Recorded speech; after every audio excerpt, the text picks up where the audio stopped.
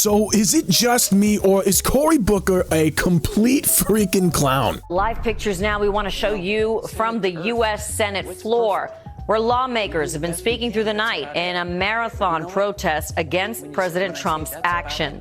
The push was started by New Jersey's Cory Booker. And man, has this dude been going at it. Speaking for more than 16 hours now, starting last night and going into the morning hours. Senator Booker says he plans to speak for as long as he is physically able. Let's take a listen from earlier. I rise tonight because I believe sincerely that our country is in crisis. And I believe that not in a partisan sense, because so many of the people that have been reaching out to my office in pain, in fear, having their lives upended, so many of them identify themselves as Republicans. Oh yeah, the same Republicans that overwhelmingly support the Doge cuts. I'm sure. Wow, what a special guy. What a fighter for the people. And his sidekick, fellow savior of the common man. So behind me is the Senate chamber. I just stepped outside. It's about 4:43 in the morning. Senator Booker is approaching his 11th hour, speaking on the Senate floor, protesting Trump's Medicaid cuts, his lawlessness, his corruption. I agreed to join Senator Booker for the entirety of his speech. He joined me when I launched a filibuster to demand action on gun violence 9 years ago. And so I'm returning the favor tonight. Are you talking about the same Chris Murphy that served on the Financial Services Committee, voted to give Webster Bank $400 million in TARP funds, and then when he defaulted on a mortgage for his own home and faced a lien and a lawsuit on foreclosure for his home, oh, look at that, Webster Bank provided him with a really favorable mortgage. Isn't it great to be a member of Congress? Your funds just manage themselves. What Donald Trump is doing is not normal, and so we can't normalize it. We can't normalize budget cuts, fiscal responsibility, lowering the cost of entry for small business, operating and managing a normal border like every other country in the world. What the hell are you talking about, man? Hold on a second. Yo, guys, if that's really how he or Cory felt, where were they at when this whole CR bill was getting passed? You know what trips me out? Here's Cory Booker on March 13th. He says Booker and Kim won't vote for a stopgap funding bill, raising prospect of a shutdown. But where was the filibuster then, when he would have actually been doing something? You know, since saving democracy was so important to these Democrats, and the funding bill that continued all the Biden era funding was such a threat to democracy because it was coming during a Republican majority. If you need to eliminate an entire party in order to feel like you live in a democracy, maybe your definition of democracy is a little off. Hey yo, if you could do me a favor, like, subscribe, share the video with someone you know, it really helps give the channel that algorithm boost. And we know how much the algorithm is promoting the mainstream narratives right now. I am going to fight for your Social Security. I'm going to fight to protect the agency. I'm going to fight against unnecessary cuts that hurt the service it gives. And today into tomorrow, I'm going to stand as long as I can.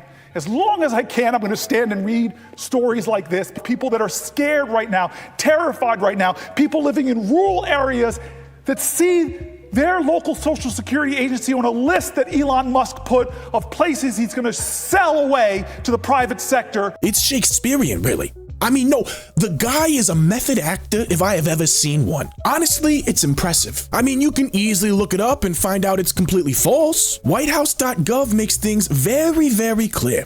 They are cutting waste, fraud, and abuse to free up more money for Social Security recipients. They are not cutting Social Security recipients or the benefits they receive. But it sounds really good. I mean, there are just several things that he said are just not true. He's still running on the tax cut for the rich. Not true. And most Americans understand that. And they believe that under the past administration, when Donald Trump had his first term, that they got a tax break. They know that to be true. He also talks about the university campuses. So you're going to side with the people that are blocking the Jews from going to class right now? That's not going to work with the American people. And just over and over the talking points. If you want to get the American people attention, you don't do it on the floor of the Senate. You go and you start talking with voters. What do you guys think? How much of a chance do you guys think there is that this hurts his public image more than it helps? I mean, I think people are fed up with this kind of performative art. Even radical leftists are fed up with this kind of stuff. Senator Cory Booker. It's been over 13 hours since I started speaking, and I intend to stay on the Senate floor as long as I am physically able. Look at this guy's face 13 hours in. 13 hours in. My eyes would be a tenth of that open. I would be squinted. I'd probably look stoned or something. I'd probably be punch drunk. Dude, this guy is wired, geared up, ready for war right now. Yo, that's the face you make when you thought it was going to be a silent but deadly, but it turns out to be something else entirely. What focus group told Cory's PR team this would be a good idea? Hold up, I think I just put this together. You guys remember this clip from CNN? There's no leadership. There's nobody doing anything. And what we saw, honestly, was a cave. Yet again, another example with Schumer saying, I don't want the smoke. And we're asking, I mean, they are begging. She just showed the dramatic shift. I don't understand what the problem is. Why is there nobody, for lack of a better word, with some cojones to stand up and say, what are we doing?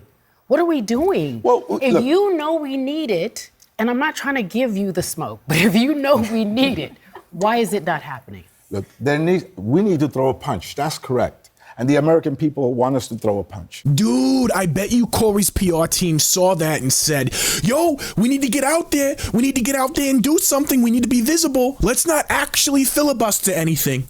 Let's not affect the legislation process in any real way. What we can do is stand there for a little while, and we can have our entire media apparatus pretend it's some sort of filibuster. Under the guise of efficiency, but you're hurting our elders who deserve dignity in their retirement.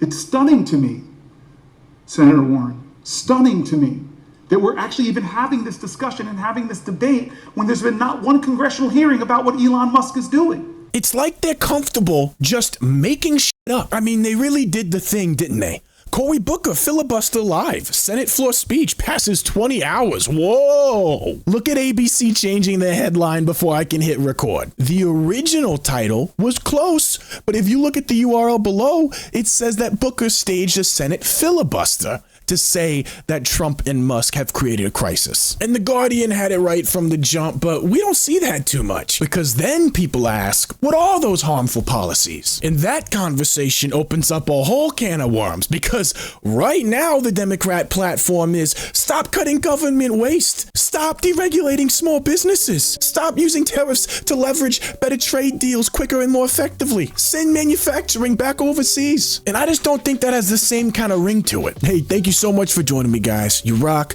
I appreciate you. And if you like the content today, I bet you'll like anything over here on the left.